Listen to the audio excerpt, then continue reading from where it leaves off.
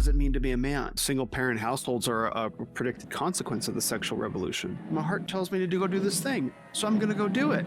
Oh, you're fat. A downward, accelerating trajectory of an advanced civilization. The idea of the logos, right? The word made flesh. People are really resistant to the notion of there being an objective standard of virtue. Promiscuity hurts you. Paul says it's sinning against your own body. When you demolished Christianity, you demolished the objective standard, the transcendent standard that built the West. Okay, so I'm here with Will Spencer of the Renaissance of Man podcast and YouTube. And is there anything else that you wanted to be identified as, I suppose? No, I'm mostly, I host the podcasts and I cause trouble on social media. Wonderful. That's my favorite thing to do, which is maybe why I'm banned on Twitter right now. Maybe I pissed off the wrong person. But yeah, I was going through some of your content today, man, and the Renaissance of Man. You want to tell me in your own words what the Renaissance of Man is? Yeah, so when I started my podcast back in 2020, I had spent a lot of time in what a lot of people might know as the Manosphere. So I had been through different corners of it. The 21 convention. This was before Andrew Tate had become a thing. I'd also watched and read a lot of Jordan Peterson stuff, and I also had experience in what was called the mythopoetic men's movement. So the mythopoetic men's movement focused on men's inner lives. The Manosphere focused on men's outer lives. And these two conversations about masculinity seemed like they weren't talking to each other and didn't even know about each other. So I started the podcast with the intention of trying to knit those two halves together. The podcast was also meant to support a documentary film project. I can send you some information about that. But right around the same time as I started the podcast, I got baptized and I became a Christian. And in the Christian faith, there's a process called sanctification where you're made a new creature, a new being in Christ, and it reorients all of your affections from where they once were to God's desires for us, let's say. And as that has gone on over the past 3.5 years, the podcast has become more about the Christian counterculture, Christian masculinity, virtue, and the family. And so that's what I tend to focus on now. So the original intention of the podcast has changed to what it is today. Yeah, absolutely. Evolutions are great. And, I don't remember who you were talking to, but I was listening to one of your episodes earlier today where you were talking to somebody about this.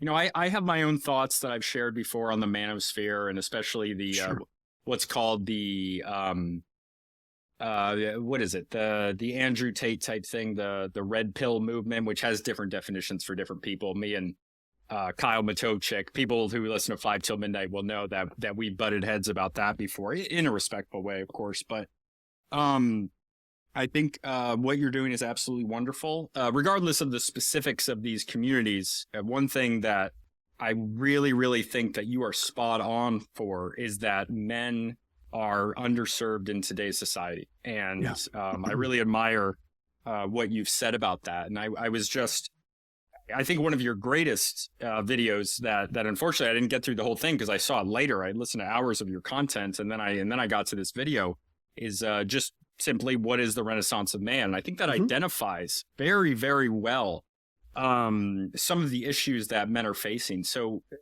would you mind going into the content in that video a little bit, if you remember? I know it's older. No, it's funny that you mentioned that because that was meant to be a promotional piece to try and sell the documentary to investors, which I ultimately wasn't able to do. But that turned out to be a good thing because the Manosphere has many problems that surfaced after I put that together. So I feel like God delivered me from releasing that. So let me tell you about what is the Renaissance of Man, that video and the story. So the conversation that we're having now about what does it mean to be a man? You know, the Andrew Tates or the Jordan Petersons or the Manosphere guys, pick it. Fresh and Fit, Rollo Tomassi, doesn't matter. Yeah. The notion that any other time, right. But the notion... Fresh and Fit especially. Sorry to... Yeah. Oh, yeah. Yeah, no, I mean, like, those are the more extreme examples. There are plenty of good content creators out there as well that have takes that I would endorse. But this is what's made it to the highest level of American culture because it's sensational. Sex sells, right? But the notion that any other time in human history that there would have needed to be so many different men reflecting on what it means to be a man and selling courses and books and having whole channels like that this conversation exists at all would have been considered historically ridiculous, because of course we know what a man is. Of course we know what a woman is. So how did we go from that time to now? And so the What is the Renaissance video is sort of my narrative, the story that I've put together about how we went from men, husbands, fathers being the support pillar of all of civilization to men are basically disposable. We don't really need them anymore, right? Mm-hmm. And not only how did we get there, but also why did men go along with it? Because if you had said to the men coming back in, say, the 1950s, coming back from war, yeah, we don't really need men anymore, they would have been like, are you sure about that? Yeah, that's cute, right? And now you have whole generations of men who act and behave and believe that being a man is a terrible thing, that they shouldn't be men. You have this is behind the transgender phenomenon. You have young boys that are so ashamed to be male that they would rather be female, right? And that's the primary the transgender phenomenon is primarily a male to female thing.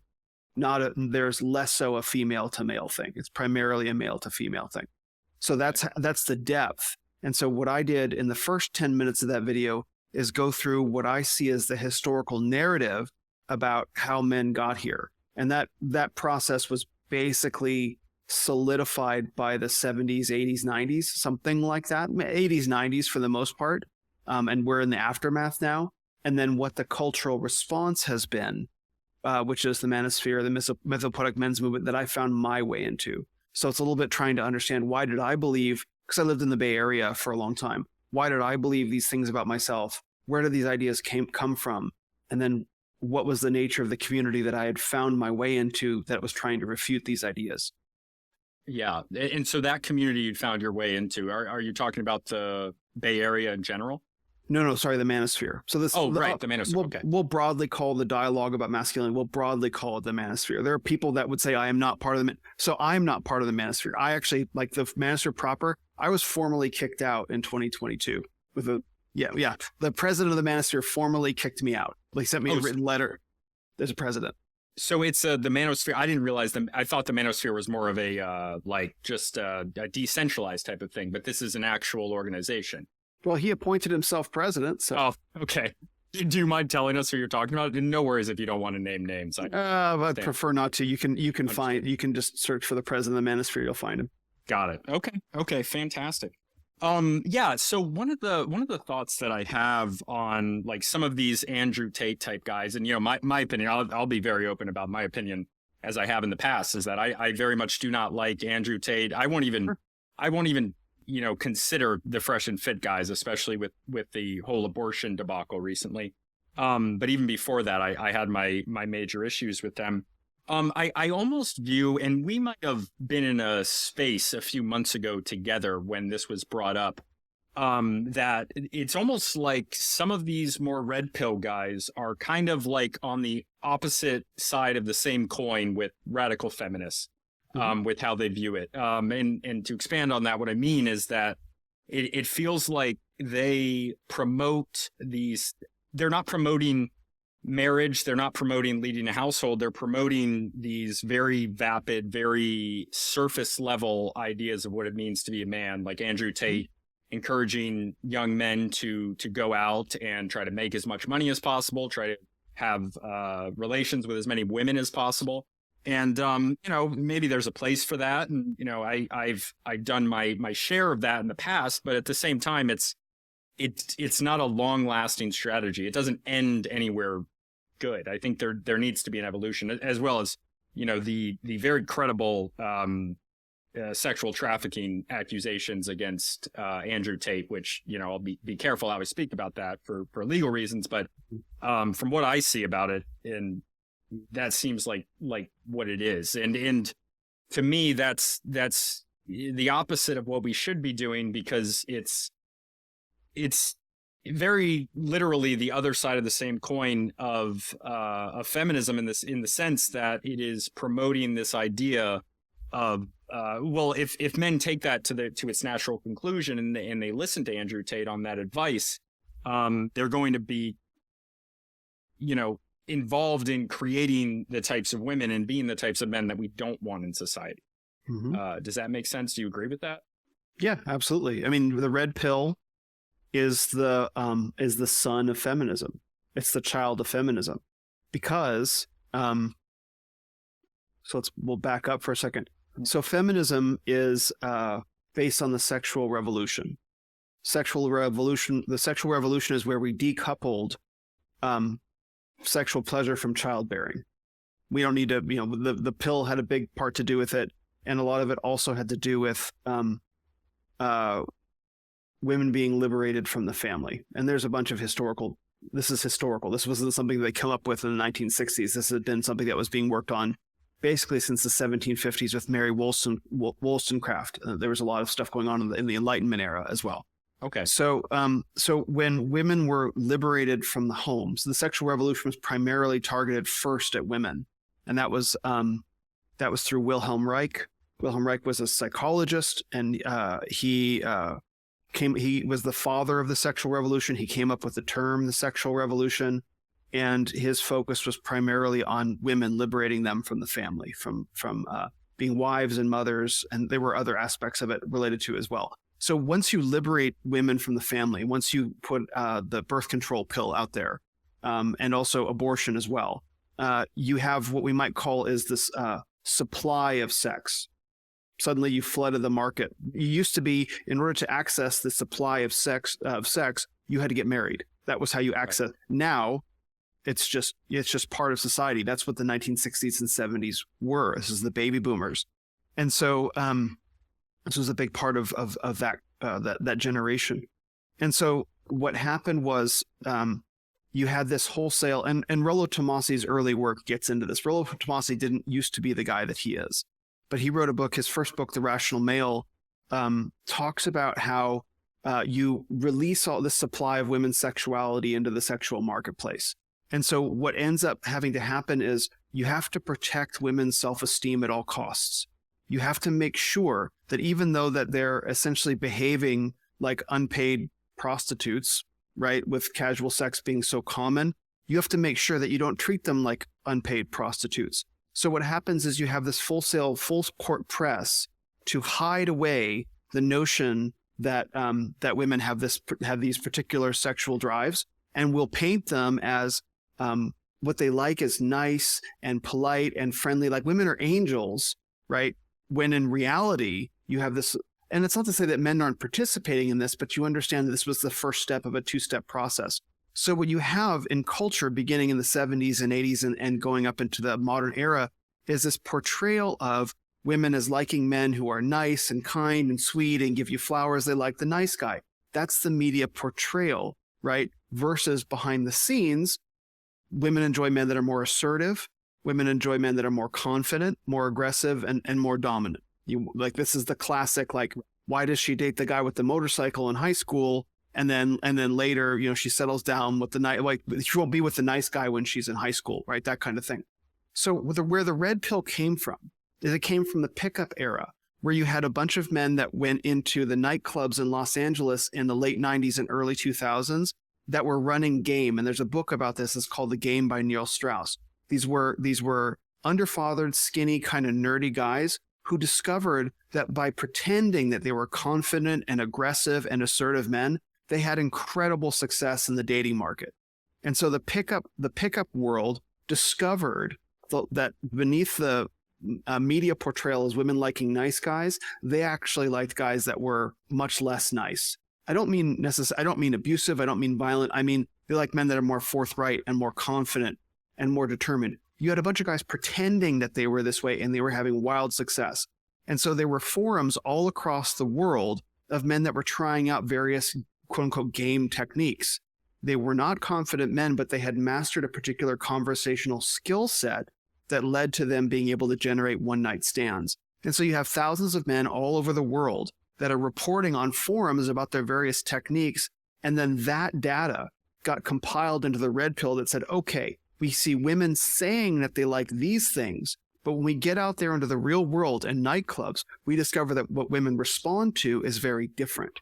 That was where the red pill came from. It was birthed a couple steps down the line out of feminism in the 1960s. So it is a direct child of feminism, a logical consequence that when you create supply, there will be demand. And that's what we're seeing. That in the red pill is for men, how to maximally capitalize, how to optimize your demand for the supply, let's say. Does all that make sense? Oh, no, that makes incredible sense. And this is a conversation that I've had on my own, on this podcast, which is Illegitimate Scholar, as well as the fun one that I do on Monday night with 4 of my friends, 5 till midnight. We've had it on there, as we're varying degrees. Yeah. No, it's great. I'm gonna put a Cleveland in here. I'm gonna put that out as a clip. That was exceptional what you just said. Oh, very concise. Love that. Yeah. So in this distinction here, so acting confident versus being confident, there's a the more difficult thing would be to cultivate these more real, more foundational confidence. This more real confidence that you would have as a man in order to pursue women like this. And ultimately, hopefully, I mean, in the past, this would be pursuing a woman for the right reasons, as in not for casual sex, whereas that's what this is. And it's a bit of trickery. It's at the very least, it's what's the word? It's not unsightly, but it's I don't like it. I don't like it. I don't know what exact word I'm looking for. Fruitless. It's literally fruitless. So, and it's a waste of time, right? It doesn't allow you to spend your time cultivating. If you're spending your time going out and looking for one night stands, which is a dead end, you're just going to keep doing that until you find something better to do and you improve yourself. But it's when you're spending time doing that, you're not cultivating yourself as a man who's going to be the leader of a family. It takes away your time. There's an opportunity cost in that. And to me, it feels a lot like the Cheeto of dating, this hyper processed lack of nutrition in a soulful sense. So absolutely, that was absolutely incredible. Thank you so much for that. Thank you. So since this is an anthropology show, are you familiar with Margaret Mead and her book Coming of Age in Samoa? Regardless, debunked. Yes, completely debunked, absolutely, and people still don't know that today. But I've talked about this before, and I'm actually going to be doing a stream here on that documentary about everything surrounding that, both from the perspective that she had and why it was so popular in the 1960s as part of the sexual revolution. There's a lot of anthropological elements in that that I think are pretty interesting, including the academic side of it, which is that there are ideological people who are pushing the lack of truth. They're pushing this idea that is not true, and then also the other academic side of that, which is that while claiming that they're promoting, indigenous ideas, at the same time, they're not actually listening to indigenous people, which is something that we talk about a lot on this show. And there's direct evidence of that with the amount of people who are actually from Samoa who spoke out against the book and were ignored. And there's other examples of that. We'll move on because it's not the topic of conversation, but that's very relevant. I get it. Yeah. The Land O'Lakes box. I'm not going to go through the whole thing because people would have heard of it from the last week. But, the Land O'Lakes box had an Ojibwe woman on it, not a stereotype as she was accused of being, but an Ojibwe woman on Ojibwe land removed from the box. Yeah, odd, right? We want to honor the natives by erasing them. Right. And lying about what it is. They took away a very real representation of that was created by a Native American Ojibwe man who was commissioned by Land O'Lakes to produce this. And so one of the very few actual representations of Native Americans that was not explicitly not a stereotype. It was specific to that culture. A big problem with Native American things is that they are homogenized in a lot of ways, in the sense that they're like, people don't talk about the difference between an Ojibwe versus an Algonquin, a Tlingit, an Inuit type of person. So I've got a bunch of notes here. We can go in any direction.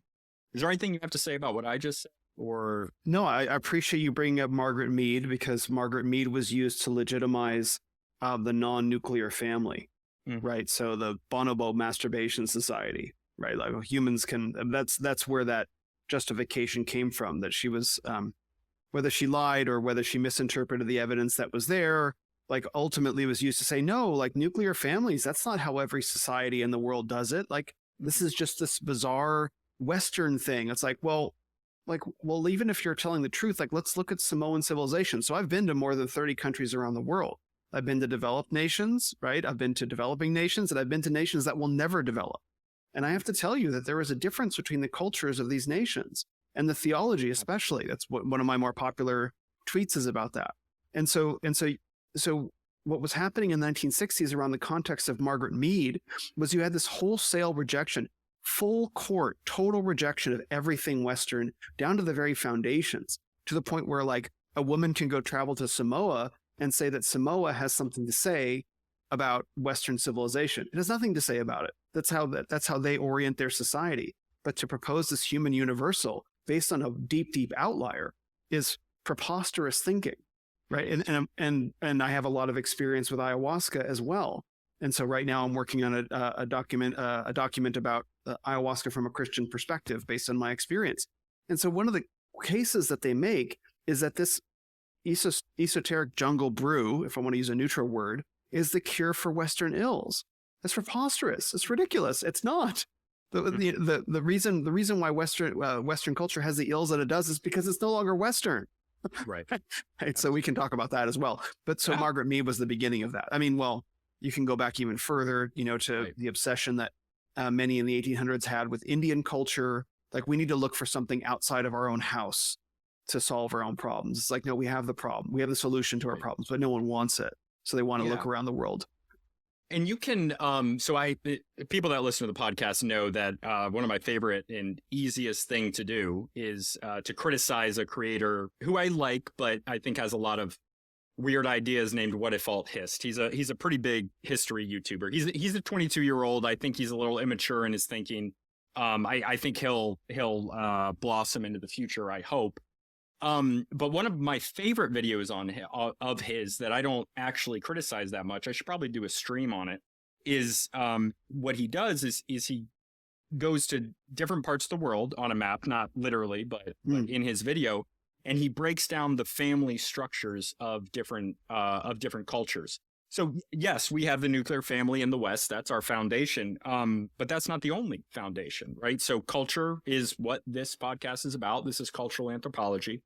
And that's what works for them. That's what's based on their culture. For example, in China, up until the Marxist revolution there, and now today this is being recreated. They have a very specific household that is created around a patriarch, and they have larger extended families and almost compounds of these courtyards. Whereas in the West, we have these nuclear families. And I want to emphasize one thing that you said about the foundation. Like these families are supposed to be the foundation of a culture, right? That's what they are. And when you're taking a pickaxe to the foundation, as Margaret Mead and these other people have, there are far-reaching consequences for that, which is what we see today. Mm-hmm. One of my favorite statistics, of course, we can talk about the crisis of Black crime and how that affects the Black community in itself. Mm-hmm. But what I point out, and what a lot of people don't concentrate on, although I think Ben Shapiro in the past, I used to listen to him a little bit more, would talk about, is that when you look at the statistics, a Black man who grows up without a father, a Black man that grows up with a father is less likely to end up in prison than a white man who grows up without a father. So oh, sure.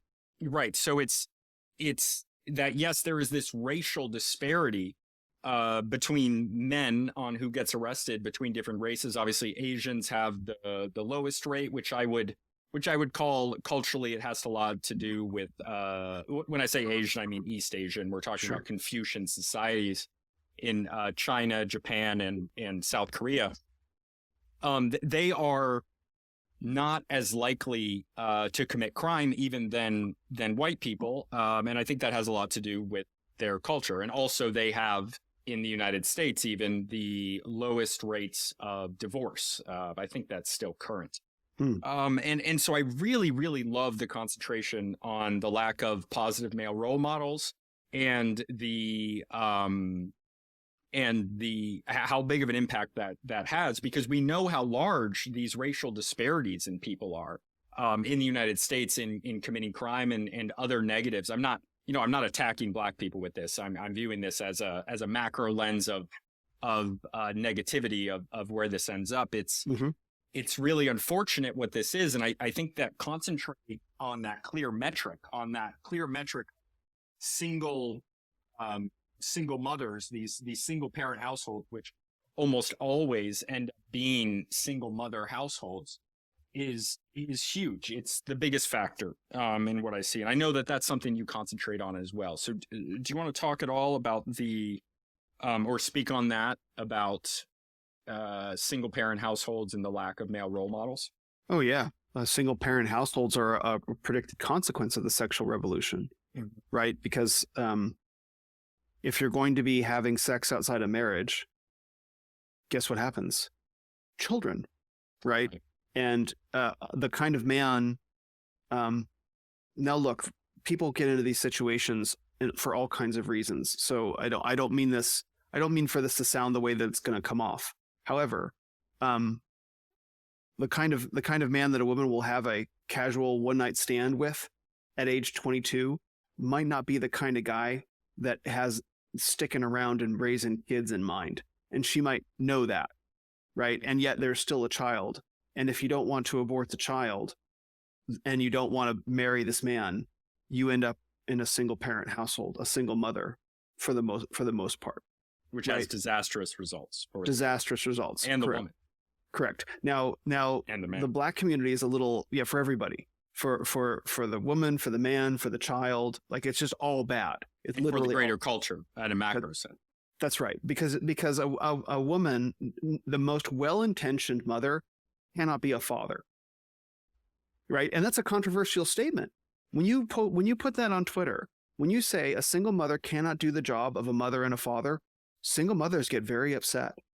And when you merely point out that you are not a man and you cannot do what a father does, they will many single mothers will insist that they can, it's madness, because a man would never ever say, "Oh yeah, I can do the job of a mother." This is the oddness of the asymmetry of the situation, is that you have women saying, "Oh, we're just going to opt out of childbearing. We don't want to have anything to do with civilization anymore." And this is a large scale thing. And you don't have the same large scale men being like, "Yeah, we're opting out." Like the MGTOW movement is a very fringe movement. And so you have this asymmetry of women believing that they can be men, do the job of mothers to do the job of a father. But if you ask any single father, he's like, "Yeah, I don't even think I can do the job of a mother." It's a very odd asymmetry. But there's unique dynamics in the Black community. And so you say you're not attacking the Black community. Yeah, because the attacks that have been waged on the Black family, are far beyond what a dude can say on a podcast. And if you want to look into this, look at the Moynihan Report. So the Moynihan Report I believe it was in the 1960s, was written by, I want to say it was a congressman or some staffer who was saying, in order to, so the Black families in the first half of the 20th century in many metrics were outperforming white families. This was known, this was established, right? But then there were definite problems in the Black community with urbanization, et cetera. So some of these are external forces inflicted on them as well. Correct. Make that clear. Yeah. Correct. Yes. And so Moynihan, I don't know if it's the same as Senator Moynihan later, but Moynihan came along and said, well, if we want to rescue the Black family and set them up for success, we need to reinstantiate the value of fathers. We need to bring fathers back into the home. And so Moynihan wrote this report, and this was during the early days of feminism. And the first scalp that feminism claimed was the Black father, was to say, we can't allow fathers to be here in society because that will upend our entire feminist project if we bring fathers into this community. So the Moynihan Report was decried as racist and terrible and all these different things as a way to score a victory for feminism.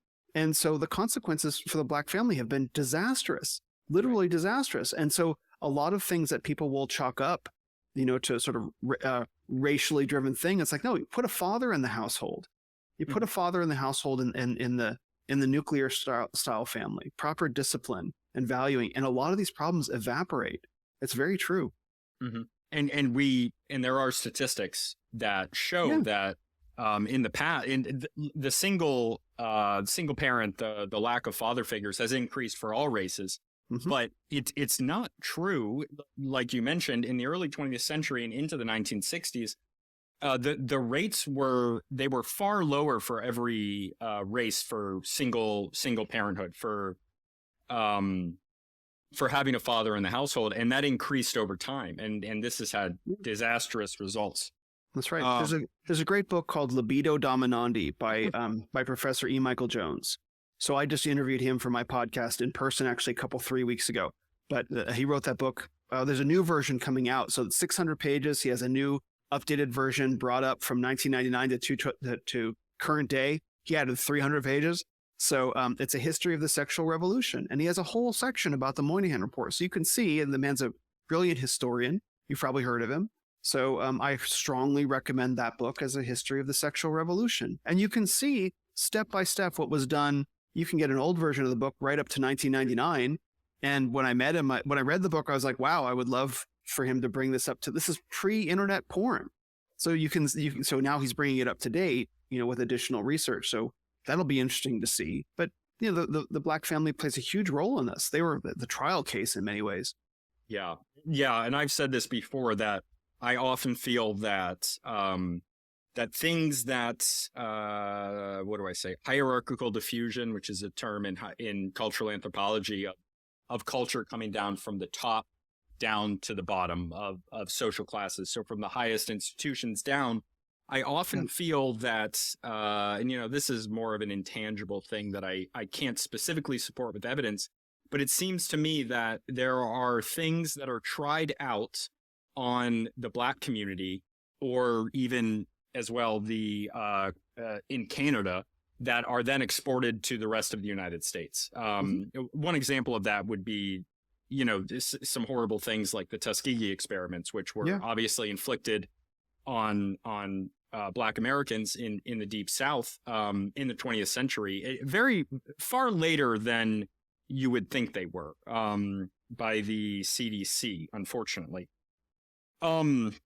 Yeah, absolutely. And pornography, I think, has a massive impact on this, because I think that, especially with younger kids, I'm a zillennial, I'm a young millennial. I'm almost Gen Z. So I'm kind of on the edge, and I have traits of both. I recognize myself as having traits of both. So I was fortunate enough to grow up in my youngest development still in an analog world, which I think, compared to men, especially that are 4 years younger than me, is an extreme advantage in every aspect of my life. I wasn't, there are some children now, 9, 10, 11 years old, that get into pornography at a very, very young age, and it twists their brain and their perception of what sex means, of what a woman is, and of how you treat a woman. In some very negative ways. Agreed. Gosh, it's a huge problem. And in fact, even before Libido Dominandi gets into this towards the end of the book, it talks about the effect of, this is before the internet, of even like printed pornography, that it was well established in the 80s and 90s that habitual pornographic consumption was a contributing factor to serial homicide.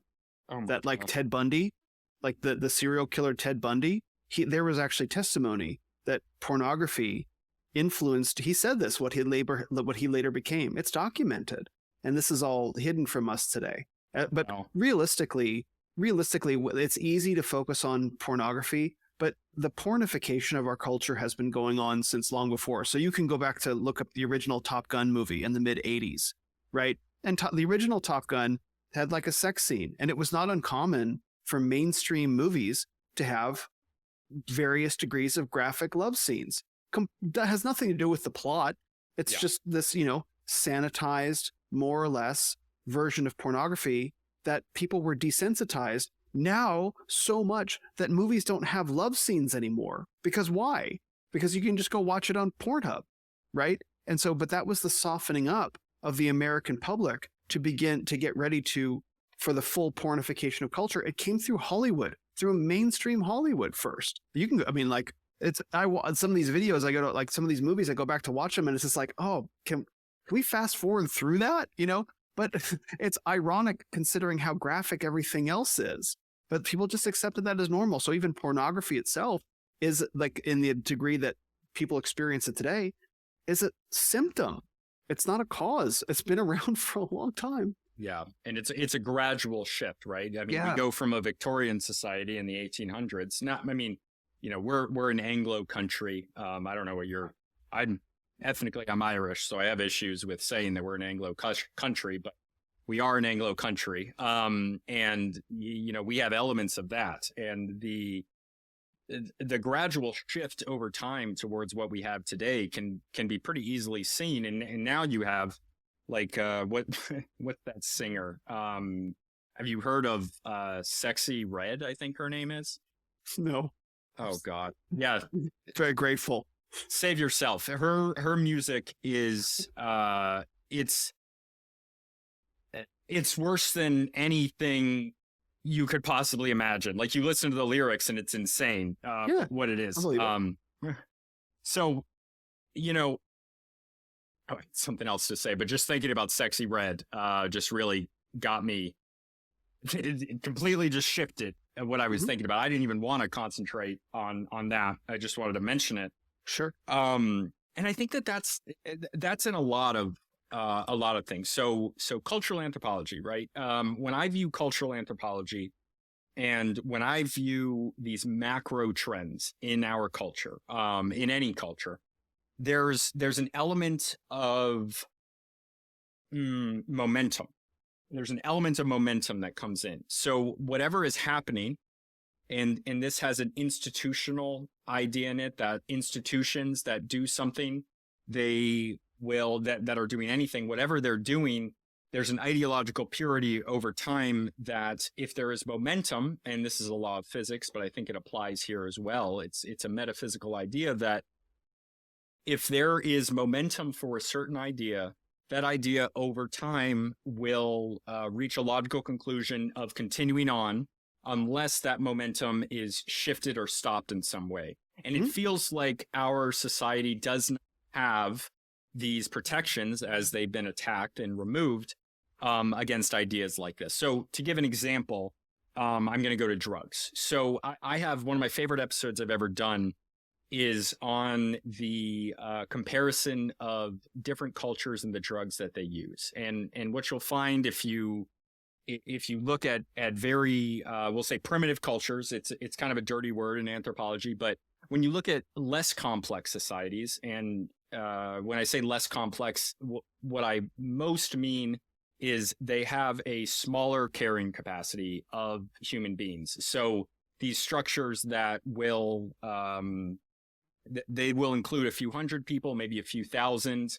You get into chiefdoms, you get into states, you get up to the millions. And these are non-arbitrarily much more complex societies that allow for more people to be contained in the society. And you need more institutions, you need people that are farther detached from the people at the lower and middle of that society to expand these. So in drug culture, and when I say drug culture, I mean both pharmaceuticals and recreational drugs. You have these early societies that are using mostly hallucinogens in a ritual sense. There's rituals attached to them. There are shamans, sometimes shamans meaning in cultural anthropology, people that are that help others to navigate with the spirit world. And when I say the spirit world, even if you don't believe in it, which I do, there is a difference in consciousness that is produced, even through something like caffeine. You're experiencing the world differently. And these are ritualistic things that are controlled by a priest class, a shaman class that knows how to deal with them. And then you get into tobacco, and you get into an alcohol-based society versus a one based on marijuana. There's different drugs that are popular in different areas. And in the United States and in the West in general, we have a drug culture that is around pharmaceuticals, especially in the United States and Canada to a lesser extent, more so even than in Europe. I think the United States and New Zealand are the only two countries that allow advertising of pharmaceuticals. New Zealand being not a real country, but a experiment island for billionaires. When I say that, I lived in New Zealand for a while. You did. I love New Zealand. I think it's great. They're not a real country, in my opinion. They would very much disagree with you. Yeah, well, there's 4 of them. So no, I'm just I know. I'm being a little hyperbolic here, but they okay. So the point is that we have in our culture. Caffeine is produced, and I use caffeine, I use nicotine. I love caffeine and nicotine, obviously.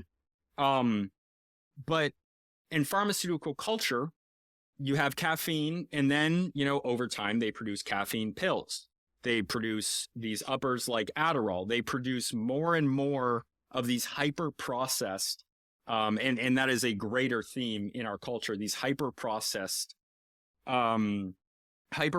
and also low time preference type things. I think that in the United States, in our culture, we are heavily invested in low time preference, thinking of things in terms of the quarter. Our corporations think about quarters rather than thinking about long-term generational time preference, like a culture like the Chinese. I'm a big cinephile. Everybody who listens knows I love the Chinese culture.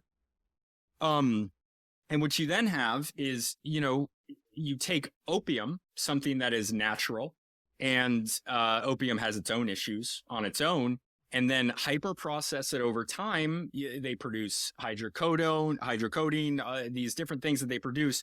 You get, down to fentanyl, which was produced in my lifetime. And then now they have this even more hyper processed, even though less than a dime's worth, much less than a dime's worth of fentanyl can kill you. They now have something that's like 100 times more potent. And it's this natural momentum that is the end result of having these cultural ideas that we have no defense for. And I know I just said a lot and it was a bit of word vomit, but you get what I'm saying, right? I do. So there's a couple different things. So about the trajectory of ideas, yes, there were. It's difficult to trace back the origin of when a lot of these ideas and trends were launched. Like, to some extent, it's arbitrary. So I can say the 1960s. But if you look at the 1960s, here's a fun fact. So we're always taught to look at the 1960s and the 1940s, I believe, so we don't go looking at the 1930s and the 1950s, right? That's when the real action was going on. Like, I'm working on a document about, like, as I mentioned, a Christian response to ayahuasca.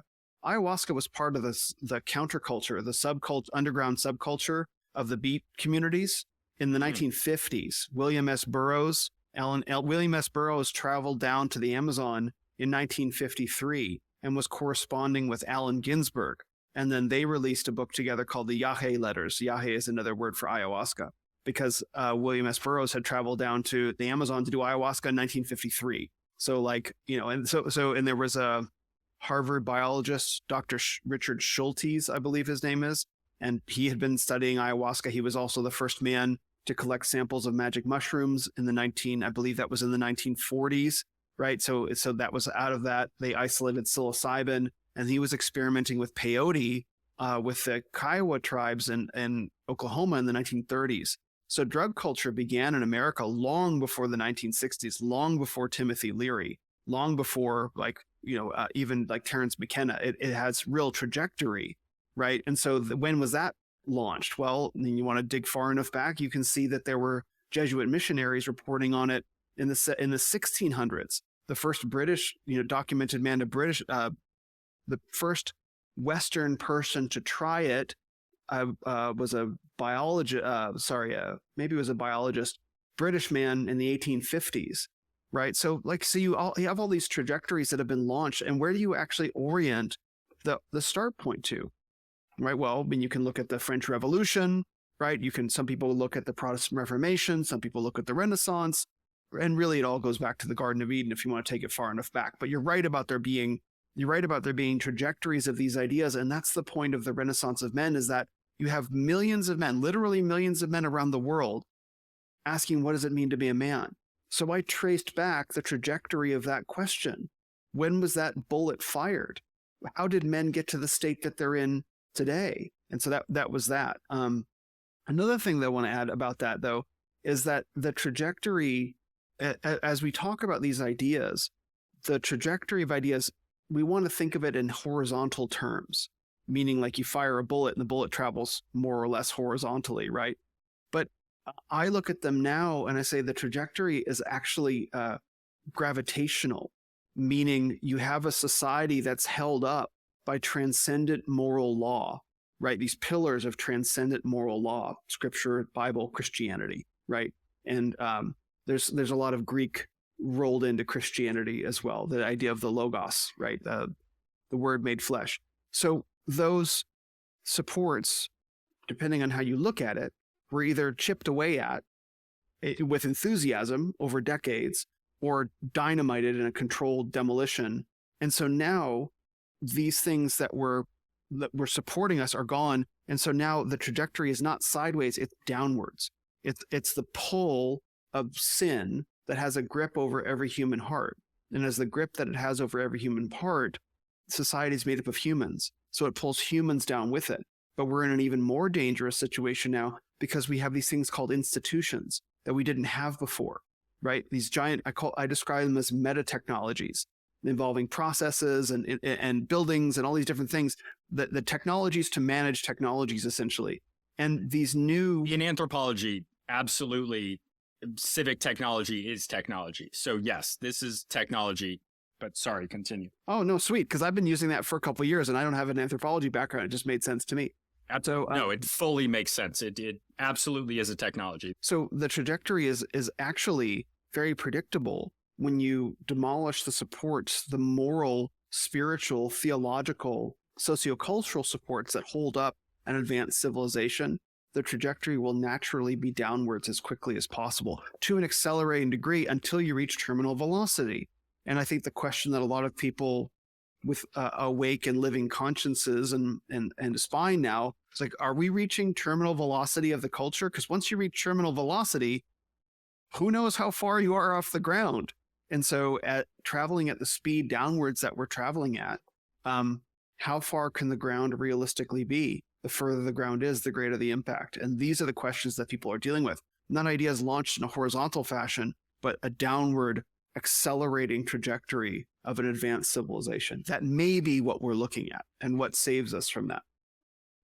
Yeah, gosh, this has been it's going to be a negative couple of weeks for the Illegitimate Scholar podcast. Not negative, but like it's a bit of a downer, literally a downer of gravitational pull of where we're at. But most people listening to this, I mean, the root of this podcast is that the culture is dying or dead. There are massive issues with it. And how are we supposed to navigate that? And how are we supposed to create, back to these ideas being technologies? You know what? I'll give another example of a technology from an anthropology sense. So the Mayans, which are my favorite indigenous people to study. I love Mayan culture. I love the technologies that they produced. When you look at Mayan culture and their calendar system, which either they exported themselves or was imported by the Aztecs, or they have a similar root from some progenitor civilization like the Olmecs. This calendar, which was at the same time, which this is not fully accepted in the anthropological mainstream. This research is pretty new, at least in the United States. There's a language issue between Spanish as well as American anthropologists don't take Mexican and Latin American anthropologists as seriously. So there's an element of that, but it was exported into North America, where you see the three sisters of beans, corn, and squash being cultivated in the cultivation of maize, which goes into the Mississippi River Valley. And there are Mayan artifacts that have been found in the Mississippi River Valley. Mississippi River civilization being the largest, the most complex society by certain metrics, and I think pretty well established in North America, that this calendar system is imported in, and this calendar system is a technology that is attached to other beliefs and other civic and cultural technologies that help them to reproduce their culture and to propagate that into the future. And these are attached to the cultivation of these of maize and of these beans and squash. So when you adopt certain technologies, there's far-reaching consequences for that, and that can be positive. These can be positive consequences depending on your metrics for studying them. In this case, it did allow for a renaissance, maybe you would say, in the Mississippi Valley, which now is mostly gone, and it was mostly gone even before Europeans landed. But it's attached. So these technologies of the calendar, which is a technology, is attached to the cultivation of these other things. And then taking that comparison, there are other things in our culture, like the family, like the idea of a nuclear family, that are attached to all these other things in our society that we care about so much. And the loss of the family has far-reaching and intangible consequences that we're seeing today, unfortunately. Very much so. Yeah. So gravitational. Okay. Yeah, it's a gravitational destruction, because because here's the question: do you actually need to encourage people to sin? Do you actually need, or do all you need to do is remove the impediments from it? Right? Like if I told you could eat 5 pizzas and not get fat, would I need to like go eat those pizzas, or be like, throw me at it, whatever, you know what I mean? Or if I told you that you could drink a 5th of whiskey and not have a hangover, right? Would I, right? Or make a fool of yourself being drunk or whatever. Mm-hmm. This is the thing. This is the thing about human nature. Now, some of us will be more gravitationally attracted to bad behavior than others, but the truth exists that there's not a person on earth that doesn't have his own or her own unique sets of temptations. And what holds them back from those temptations? What generally holds them back from it is the idea of consequence. But if you remove the idea of consequence from immoral behavior, then there's no restraint. And so people will just go do, right, until they drive themselves to experience consequence. And so you don't need to encourage people towards wicked behavior. In fact, you actively need to disciple people, and the opposite. People need to be trained. Now, I'm not a father, but if you talk to many parents, they'll tell you, like, children don't come into the world as perfect, harmless little angels. You know, they cry, they get cranky, they get manipulative, they think they're clever. Like, you can see it's a hard word to use for a kid, but parents will tell you that they see themselves reflected in their children. You can see the wickedness inherent in humanity when you have kids. Now, that doesn't mean you hate your kids. It doesn't mean anything like that. But we need to be discipled in virtue. Right? We don't need to be encouraged to sin. So if you remove the consequences of bad behavior, right, and you don't need to societally encourage people. You need to societally encourage people into virtue. And when you stop doing that, when you eliminate the notion that there even is something as a virtue, that there can be any transcendent moral standard for good and evil, right and wrong. When you take these whole ideas away, what do you get? Well, if nothing's right and nothing's wrong, and I'm just supposed to follow my heart tells me to go do this thing, so I'm going to go do it. Oh, you're fat. Oh, well, guess what? Fat people can be healthy too. There's no consequences even on my health. So you begin legitimizing everyone's terrible behavior. And then you get to a position where people are really resistant to the notion of there being an objective standard of virtue, because they're so far out of alignment with it. But this is why we need to have these supports back in place, like the family, like a strong law-giving father, to disciple people in what actual virtue is. That's how you create human flourishing, not by simply allowing indulgence, which is what we have today and is why we're traveling at the pace we are in the direction we are. Absolutely. And I think even if you're not even if you're not explicitly promoting sin, if you're removing these consequences, it has that same effect because those beliefs are already there. So what you just said makes me think about the lack of shame existing in our society, or the concept of shame being bad.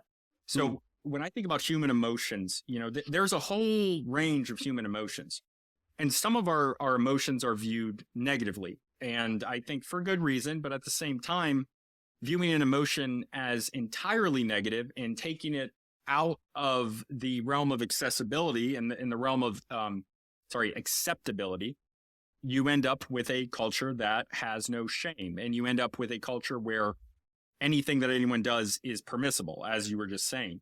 Yeah. And in our culture, the idea that anybody should be ashamed of anything often seems to be under attack. Maybe certain things they'll shame racism, but not shame somebody eating themselves to death. And there is a total lack of the use of shame in our culture, which is detrimental, I think, to our culture. And there's an argument on the other side about how maybe having a shame-based society, which a lot of certain thinkers, I don't remember specifically who has said this right now, but there are certain emotions that are highlighted in different cultures, and ours is one that in the past used shame as a method of social control. So for an example here, going back to the single parenthood, my girlfriend, her last, to use a personal example, her last boyfriend, they didn't have a child together or anything, but when they broke up, he just left, and he left without helping her. Her name was on the bills in their home rental, and she ended up losing her home as she couldn't do it on her own. And the fact to me that a man like this, and this is a personal example, but maybe I should have just said it as a hypothetical or to hammer in the point, because the personal aspect is attached to it. But in any case, cut it out. You want to try it again and do it from an anonymous position? No, I'm good with it. I'll just expand on it. It's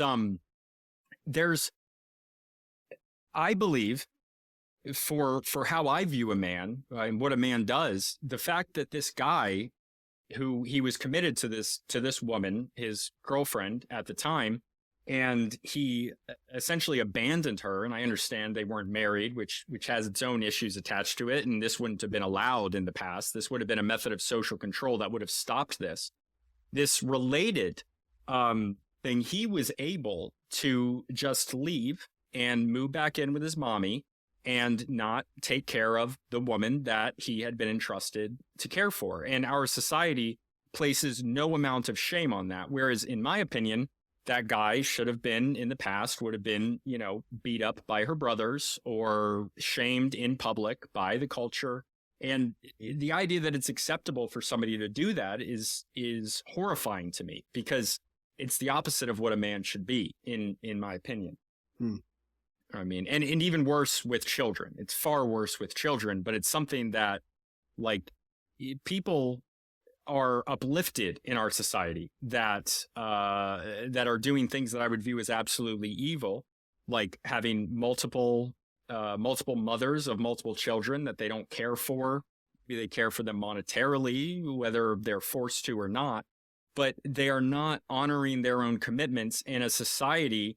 And we live in a society that allows for them to not care for the direct result of their actions. So there's no responsibility given to or forced on a man who produces this. Bog Beef from the Good Old Boys podcast, I don't know if you're familiar with this, but he wants to bring back shotgun marriages, and I agree. And that's not something that we can have in our society, because there's been a shift over time to where people believe they are entitled to have sex without caring for the direct result of that, which is having children. That's become acceptable in our society. And partly that has to do with the natural trajectory of having things like birth control and, God forbid, abortion, that it's like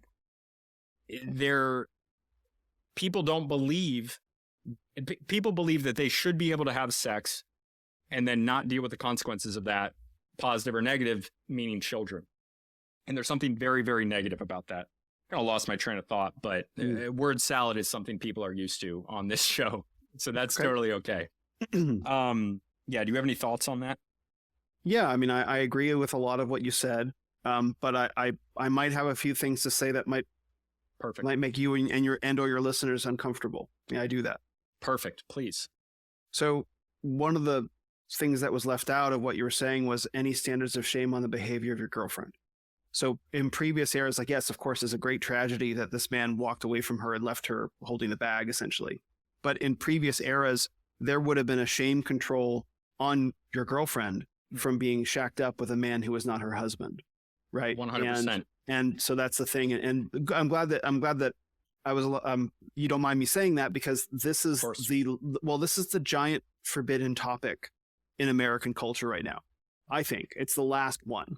And we're going to cross that bridge real fast. We already are, which is that there is an objective moral binding standard that doesn't just apply to men's honorable behavior, but that applies to women as well.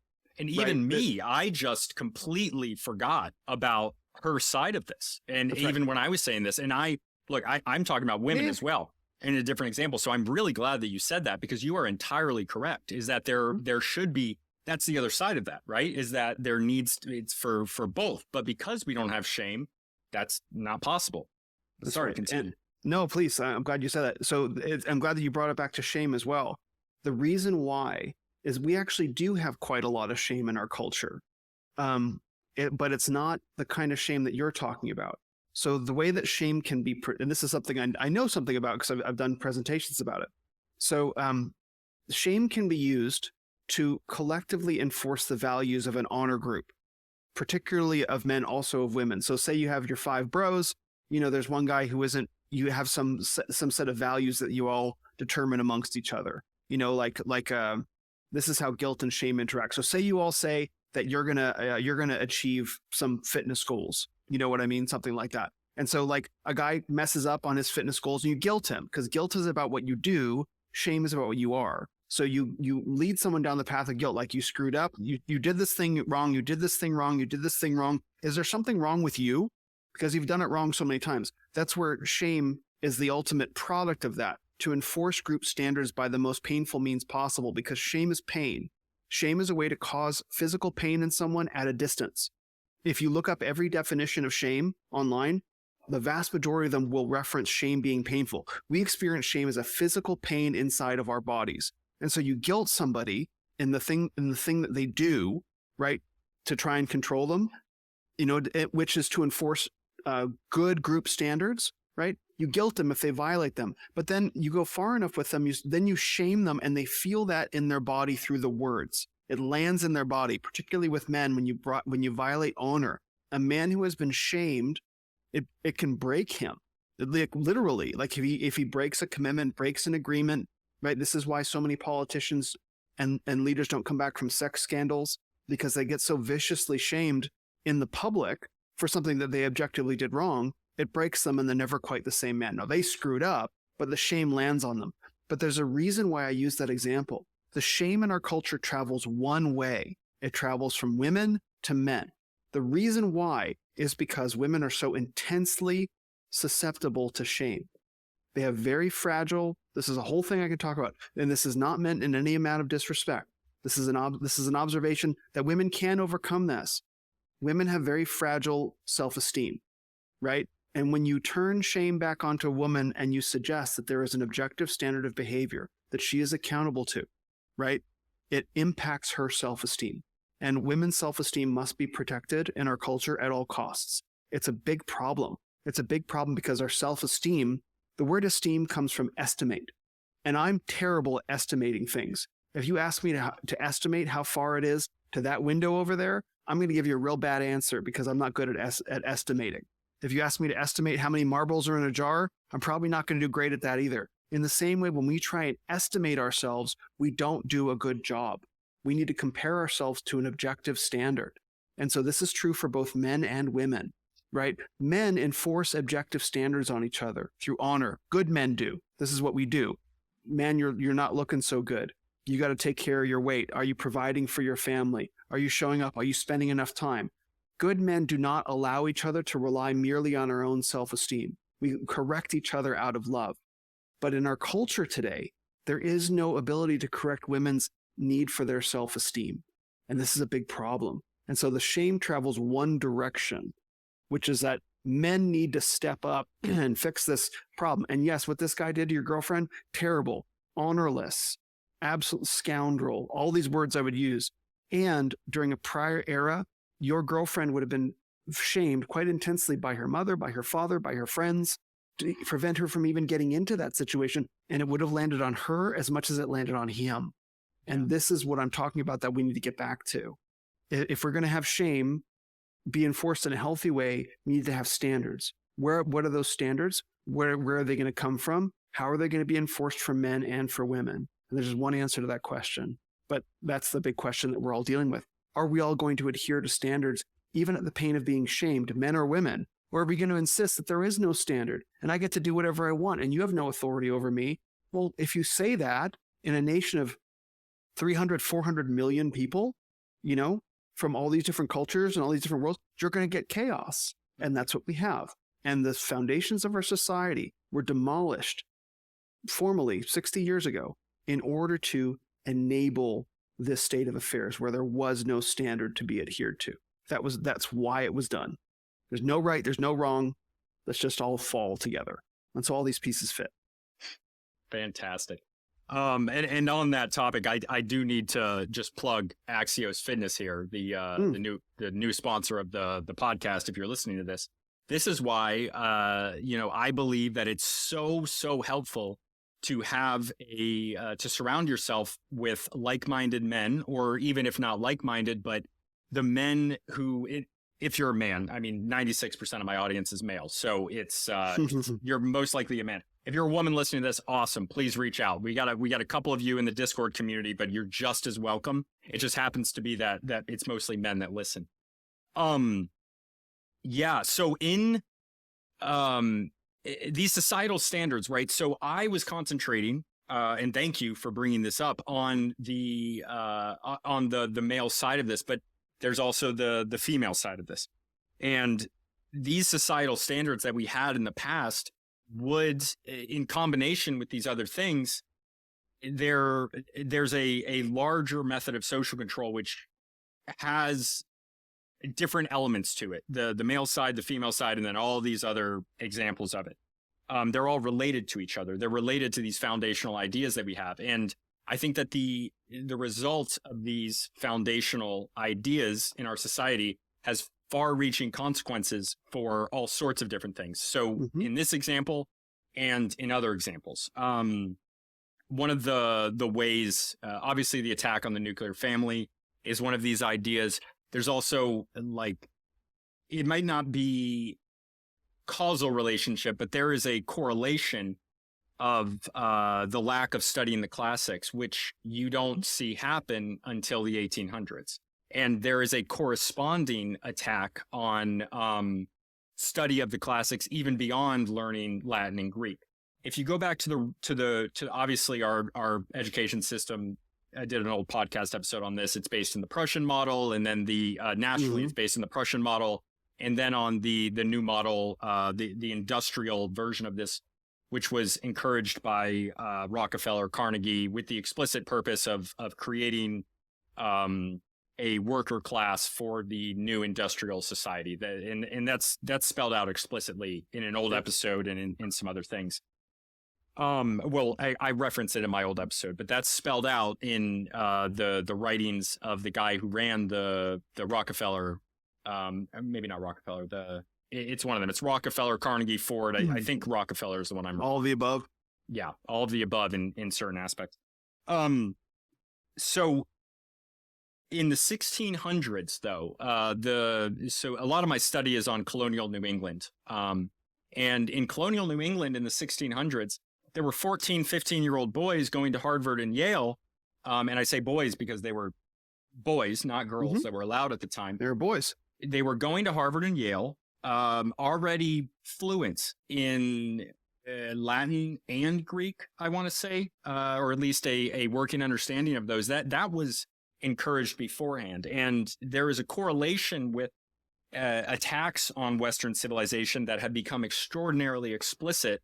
That is the eventual result of these more implicit attacks and the removal of the respect for the classics.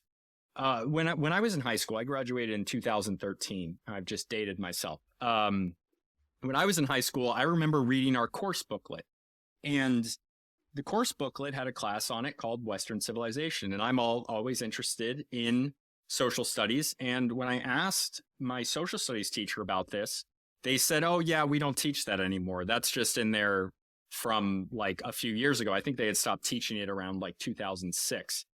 And that was my personal experience with it. And I was like, oh, in 2012, 2013, I'm thinking like, why aren't they teaching this?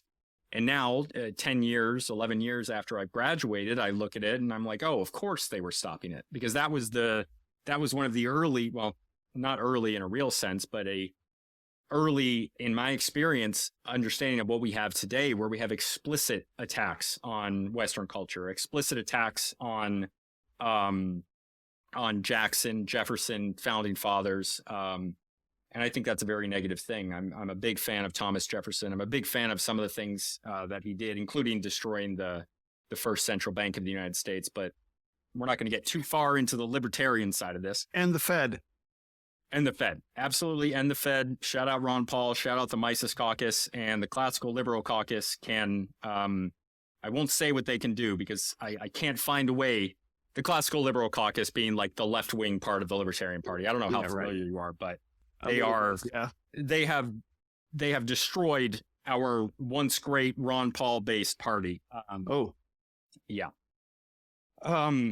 Gosh, I love what you said. Okay, so we are coming up on 90 minutes. So sure. Do you have anything else to say on everything we've talked about? I always have more to say. That's the wrong question. Yeah. But, right. I want to add something to what I said. So obviously there are plenty of men out there that have overly inflated self-esteem. Plenty. Like I don't mean to say that self-esteem is a one-sided problem in America. But can I share my screen real quick? Am I Yes. able to do that? You absolutely are. Say your piece. So yeah. So this is a meme that I found, and this is a pretty funny meme for a lot of different reasons. The thing that we walk away with is bro, I know, am I fat? Bro, I know 5 fat people and you are 4 of them, right? This is the way that brothers, good friends, talk to each other. Is we poke at each other. That's how you know that a guy likes you, is if he pokes at you, because you don't poke at people you don't like unless you want to start a fight with them. And you don't poke at strangers as a man either, because that's really dangerous. They might not take it well if they don't know you. But that's what we do. We're testing each other's weaknesses and also pointing things out. So like, bro, am I fat? Bro, I know you're 5. I know 5 people and you're 4 of them. Like, yeah, you're super fat, right? But then that's what we walk away with. It's the joke. But girls are like, am I fat? Oh my God, no, you're so beautiful, right? Like the implication in the meme is that she might actually be. But this friend of hers is protecting her self-esteem. Men also do this with each other, but this is something that shows up, particularly if you talk to women, they'll tell you, they give each other like fake compliments and all of that. So I wanted to add this just to kind of say that, like, look, we have a thing going on with self-esteem across all of America right now, with people being afraid to be confronted with the reality of where they're at in life. For men, it shows up in a lot of different ways, and for women, it shows up in a lot of different ways. But since we were talking about shame and the enforcement of societal standards and the need to get back to some sort of objective standard that we can all be measured by, the reason why people don't like objective standards for behavior, thought, word, and action is because it shows them how they fall short. Whenever you put forth any objective standard at all, no one can meet it. It's literally not possible for anyone to meet any objective transcendent standard. And so people want to throw out the standard. Unfortunately, throwing out the standard gives us nothing to measure by, and then everything becomes relative. And if everything becomes relative, then everything can be true. And if everything is true, then nothing is true, and we have no truth and there's no purpose to exist, and people begin resisting the notion of any amount of truth at all. And it's literally why we are the way that we are right now. This is why our country is in free fall, because no one can say for sure that anything is true, right?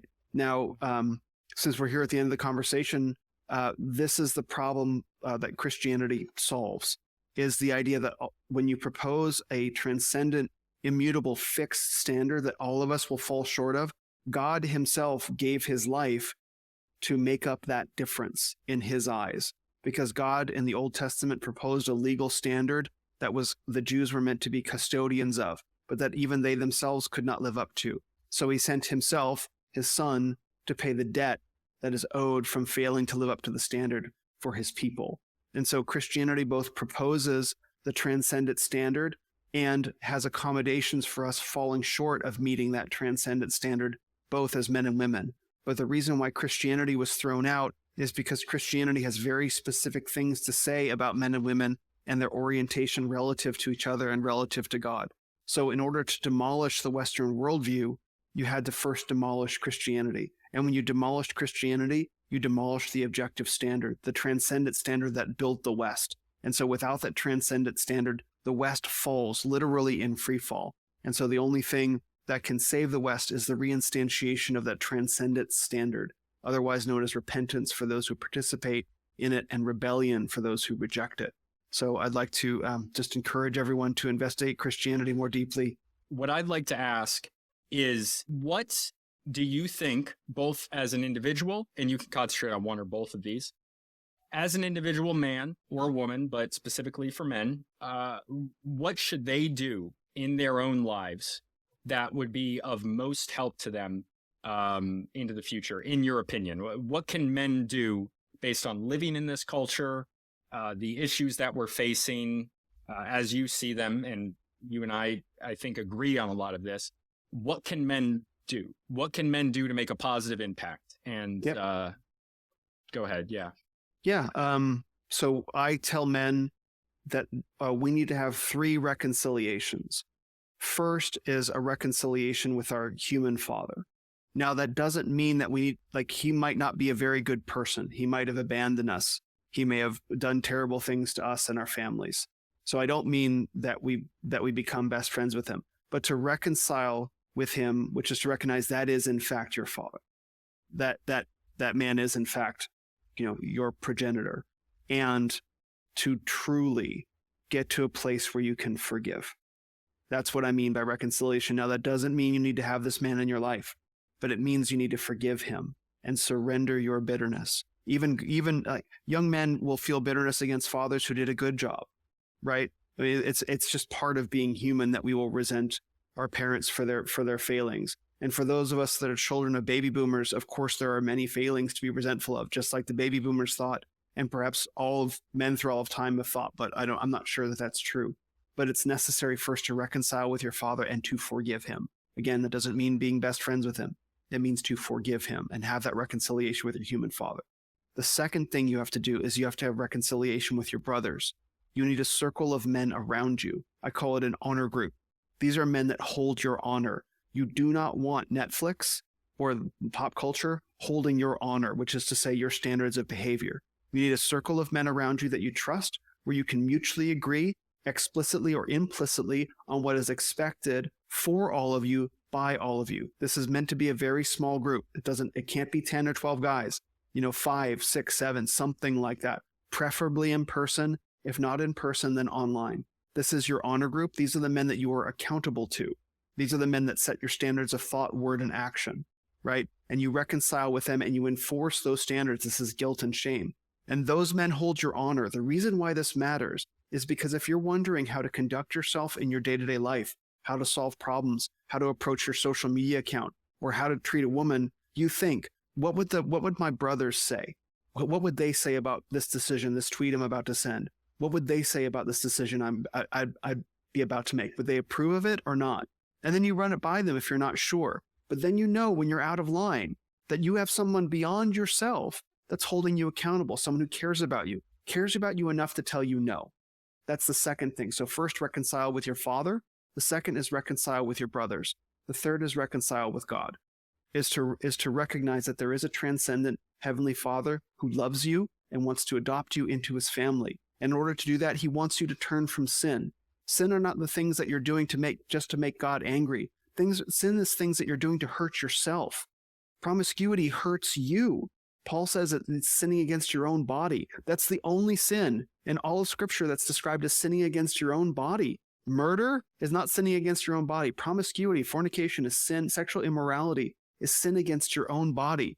When you sin and you drink too much, you're sinning, you're causing yourself harm. All these things that God wants you to turn from and follow his manual for life is for your benefit, not for his arbitrary desires.